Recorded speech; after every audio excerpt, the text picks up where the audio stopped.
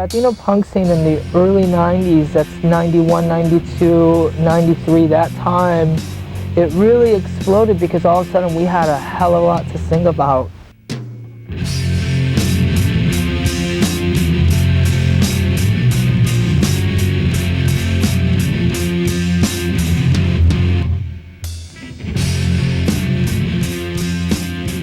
What started happening politically in the US pissed us off so much, and we were feeling targeted and we were feeling cornered as a community that we began to write songs about it.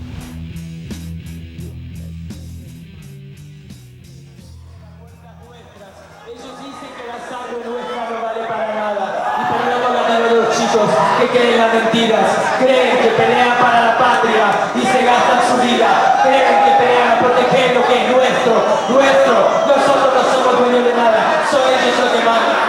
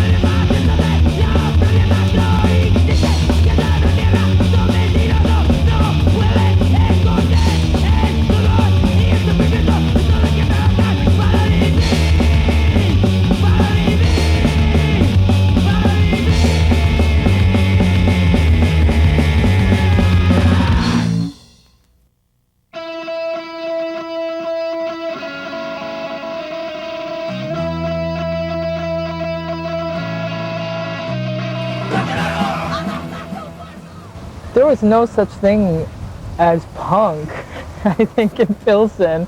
I mean, where I grew up, there was nothing like that at all. Being a young person in Pilsen at that time pretty much meant that you were on your own. You always had gangbangers around, and they always had their arms open for any kid, right? But if you weren't into that or didn't want to be a part of that, you pretty much had to come up with things to do on your own.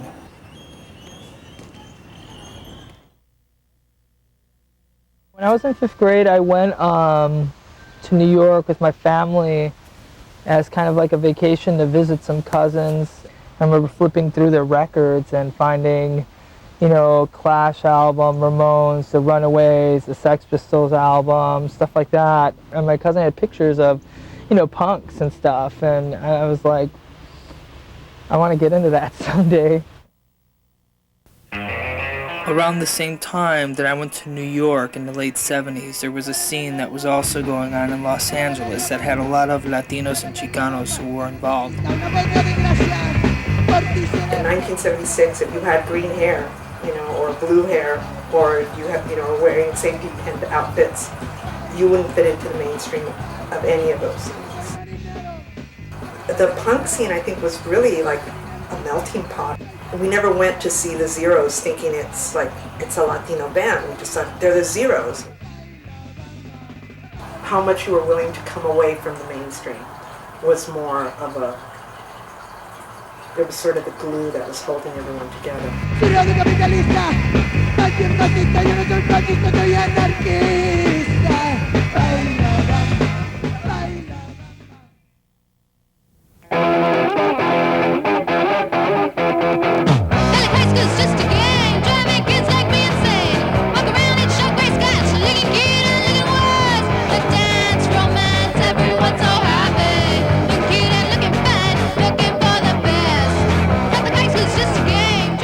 Breakthrough gig was probably actually in East LA, at this place called the Vex.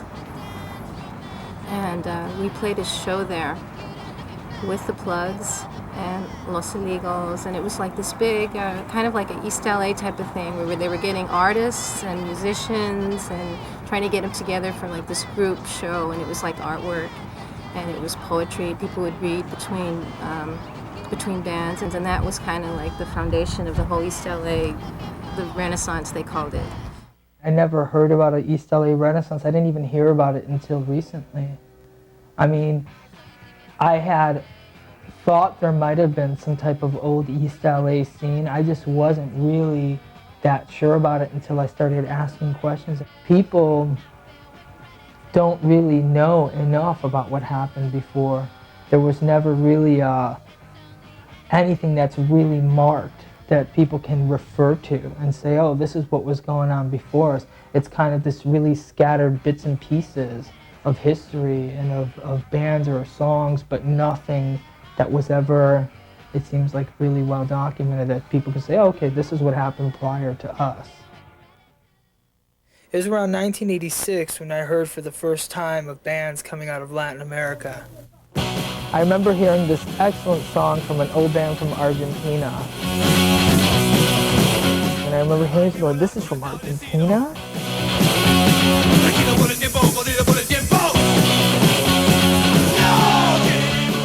There was actually scenes going on in Latin America, which for me made a connection because of where we're from. And I started saying, this is amazing. And it had this urgency and this, I mean, it was pissed.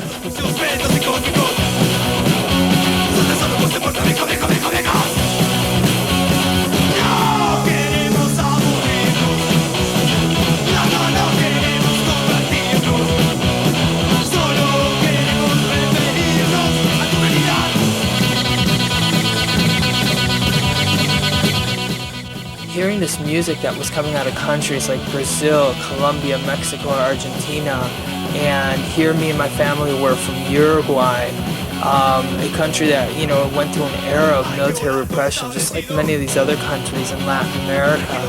And hearing these songs and these words that these bands were singing against those military dictatorships. They were singing against poverty and all these issues. And for the first time that I can remember, I started thinking about punk in this totally new way.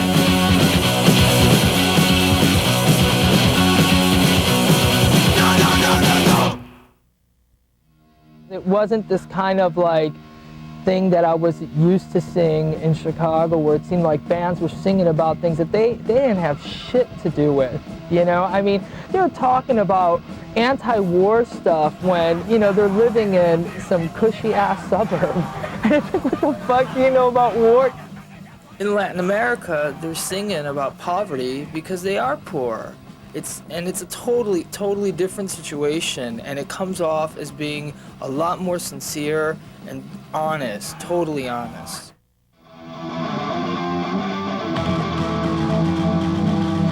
Being involved in the hardcore community or scene, whatever, I always felt like, you know, there was a lot of stuff missing that I couldn't, you know, either I couldn't relate to or some other people couldn't relate to me. I felt like an outsider everywhere, whether it be in school or in punk rock or even the Chicano movement. People in the punk music scene are notorious for saying racism sucks, but when it comes down to having friends of color, it's cool until they open their big mouths. There's like desirable people of color, and then there are like undesirable people of color, and if like you're too brown or you're too down, then you're gonna like piss somebody off or you're gonna make somebody feel uncomfortable.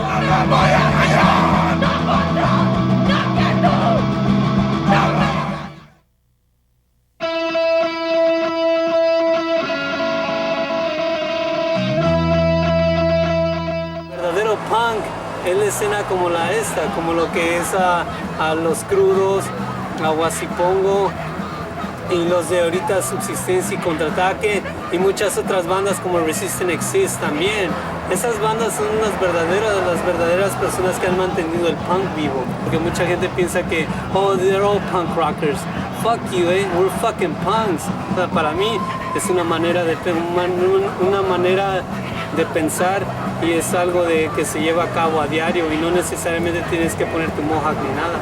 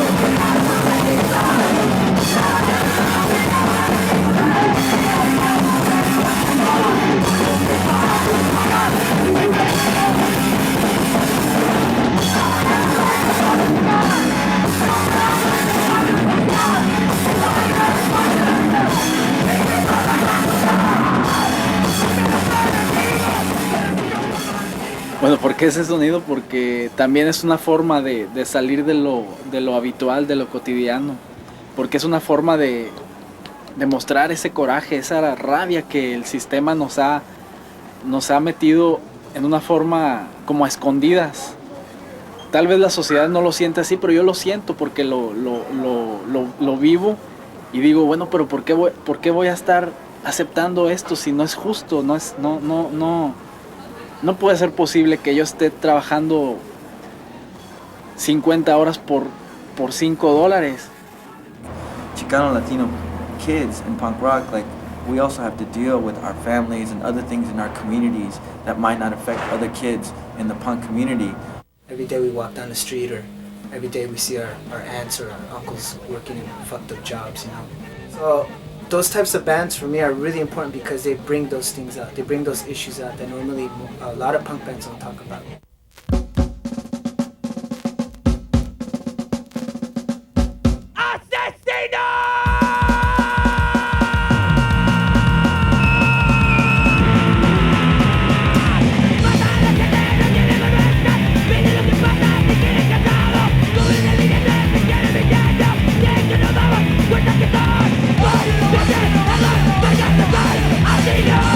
When I decided to do my band, I said, I want to put what is our experience, because I don't come from Schaumburg. You know what I'm saying? I was living in Pilsen. So I just wanted to write songs with my band that was about what we were dealing with.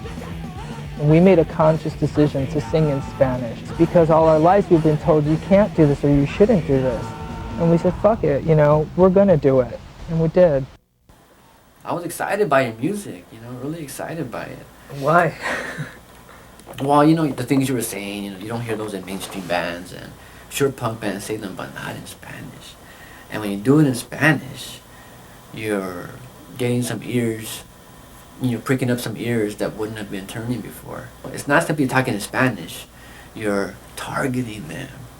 And Latinos and Spanish-speaking people are used to being targeted in other ways, whether it be violence, exploitation, or as a demographic for marketing groups, right?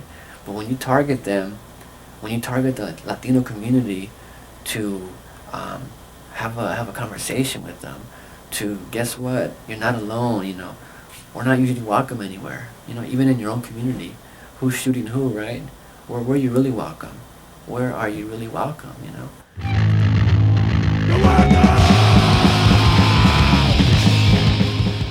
Algunas letras, por ejemplo, el grupo que se llama Contraataque de Los Ángeles, cantan muchas, bueno, sus letras son principalmente de los inmigrantes, indocumentados, y o sea, cantan como historias, ¿no? de las personas, los problemas que tienen para pasar la frontera, a los problemas que te enfrentas ya estando aquí, y sí me siento identificada un poco.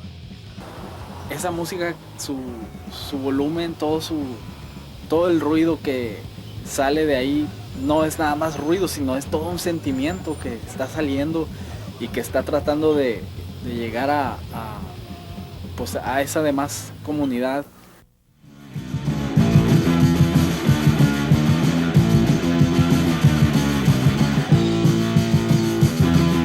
I'm working happy with the border patrol. I'm so excited, I'm full of joy.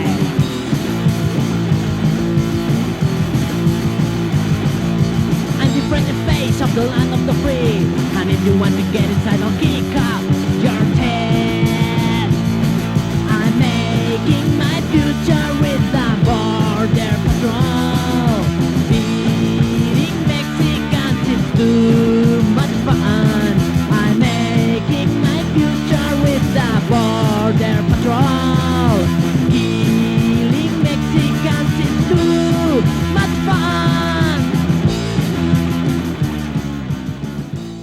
What was happening in the West Coast with Proposition 187, the NAFTA, what started happening in Mexico with the uprising of the Zapatista movement. I mean, and just the general like xenophobia that was existing in the US in whatever city you were coming from, because it wasn't just a West Coast thing, it was in Texas, it was in the Midwest, wherever you were going, we were being faced with these issues. And all of a sudden, there was a lot to sing about, a lot to write about, a lot to talk about. Here they were, these kids singing in Spanish in San Diego, or all these places where people are like fearing of the brown invasion, of like all these immigrants coming in, and like here these kids were not only singing radical politics and saying things that affected their community, but they were doing it in Spanish.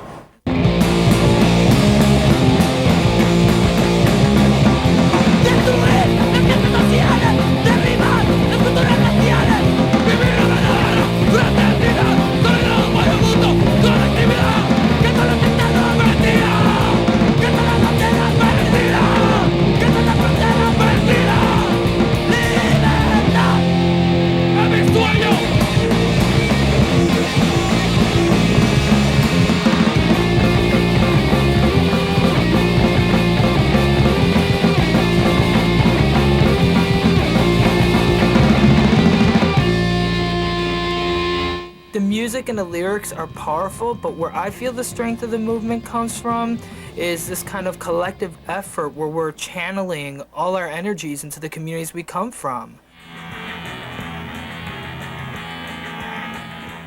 We have an enormous world. It's a universal network that exists.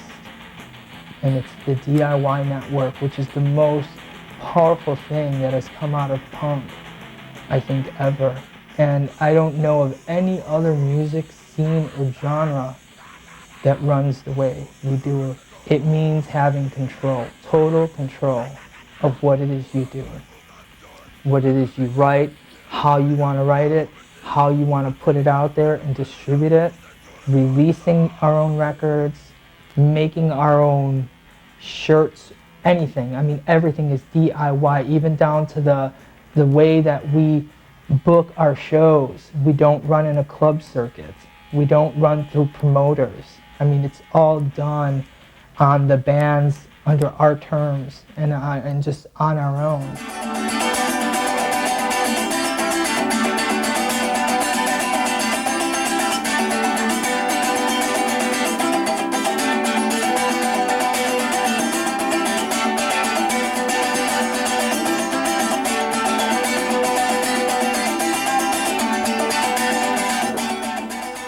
It prevents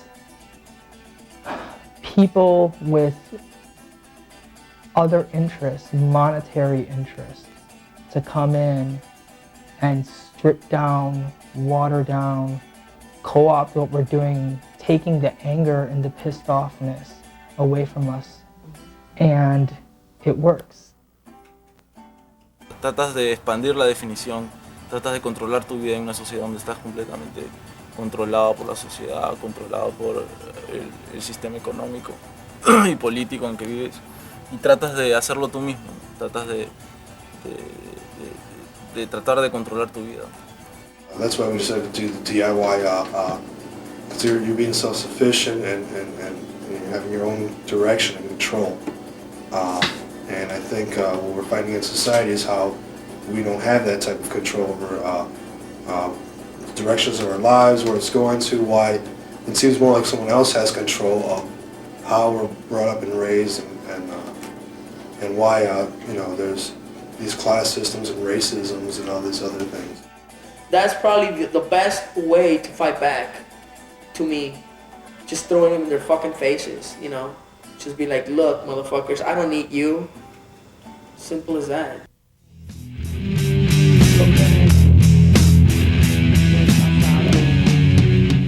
Basically dismantled this bullshit rock and roll concept where in this scene of ours there are no rock stars, there are no barricades, and there are no bouncers demonstrating that separation between who is the band and, you know, who is the crowd. That basically has been collapsed.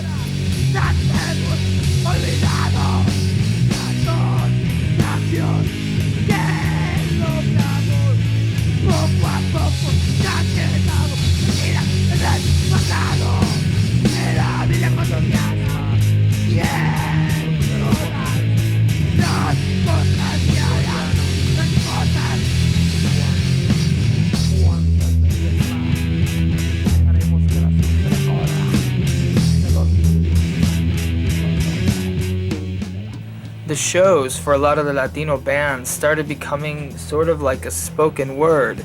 It wasn't just like, the bands getting up there and rocking out. It was more about talking and having this kind of dialogue with people. And sometimes the crowd would get into it, and the shows almost started becoming like this open forum to discuss. With why we wrote this song, that's right, motherfuckers, we are that spit band, is because there were people who involved in this music scene or whatever referred to Los Crudos as a spit band.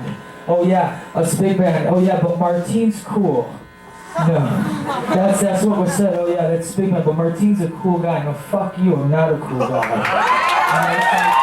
You refer to me as a spit, and you refer the person that tells those type of jokes. You are a fucking part of the problem. Okay, but it also lets us know that what we've been doing for so many years is right. Okay? And it's like, I, or anybody in this band, ever since we started this band, and the kids that have been coming to see us from this neighborhood since we started this band, none of us feel less than anybody else. The way we were born, the language we speak, the foods we eat, what we're about our history, about our families, there's no shame. So things like that piss us off so bad. This song, I wanted to write it so bad when I got it down. It's like, we're doing this song, this guy's it's English. And I want all the gringos to understand what we're saying. Because it's really frustrating. And esta canción la dedico a toda la gente de este barrio, de nuestros amigos, nuestros compas.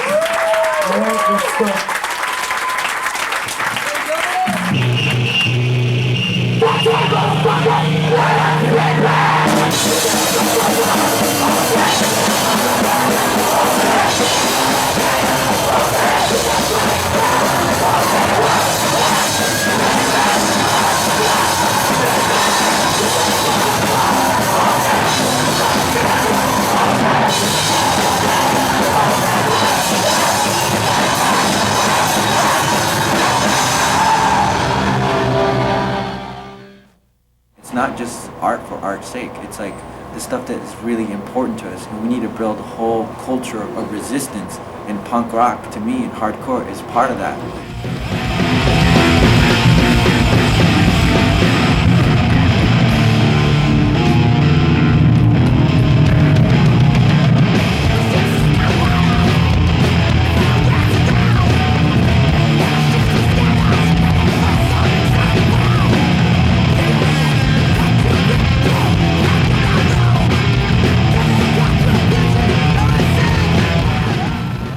I think what helped me, and I think what's important for Latinos and Chicanos, is that we gotta remember that even when like salsa music in New York City is used as a political tool, or punk rock in our communities, or hip hop in the inner cities, wherever it is, those movements of art and culture have to be tied into larger political action groups, and that's what I think saved me in being involved in immigrant rights groups and being involved with Chicano groups. That's what keeps me going. I'm not as caught up into the punk community, or the idea of the punk community, as far as I'm with the reality of the community I'm in. And so the community for me is the Mexican American, Latino community in Chicago and in the US. And then also, then with that, then I start thinking about solidarity with other types of people within this country that have gone through bullshit. It was really important for us to reach the community because we're all living together, then might as well work together. That's why I felt that we should reach them in a way where they can trust us, and there will be no barriers, because it seems like in the punk scene there's too many. For us, being punk didn't mean letting go of these ties that we had to our parents, or to our family, or to where we're from, or to our language. It didn't mean breaking away from that. It meant working with them to try to get somewhere, to get to a new level.